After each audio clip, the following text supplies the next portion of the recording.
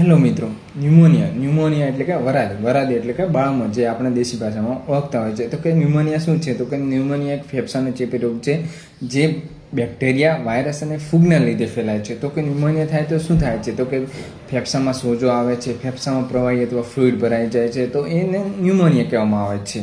Pneumonia થઈ ગયો તો ન્યુમોનિયામાં શું થાય છે? તો કે એક હાઈ ગ્રેડ ફીવર આવે છે, શ્વાસ લેવામાં તકલીફ પડે છે, વારંવાર ખાંસી આવે છે, કફ નીકળે છે, છાતીમાં દુખાવો થાય છે, થાક લાગે છે, ધ્રુજારી થાય છે. એ બધું ન્યુમોનિયામાં કોમનલી જોવા મળે છે.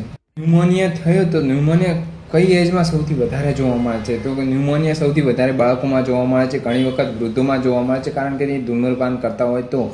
બાકી મોસ્ટલી તો બાળકોમાં જ વધારે જોવા મળતું હોય છે.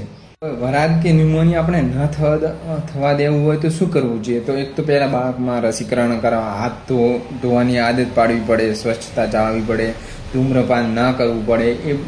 એ વસ્તુ આવવાથી આપણને ન્યુમોનિયા બહુ ઓછું થાય છે. હવે ન્યુમોનિયા થઈ ગયો તો શું કરવું જોઈએ? તો ન્યુમોનિયા થઈ ગયું છે તો આપણે ડાયરેક્ટ મેડિકલમાંથી દવા ક્યારેય ના લેવી જોઈએ, કારણ કે ઘણી વખત બાળકમાં નોર્મલી સ્ટાર્ટિંગ ફેઝમાં એને થોડી તકલીફ હોય, દિવસે ને દિવસે વધતી જાય છે અને ઓક્સિજનની રિક્વાયરમેન્ટ રહે છે. તો એક વખત તમારે ડૉક્ટરને બતાવીને જ દવા લેવી જરૂરી છે.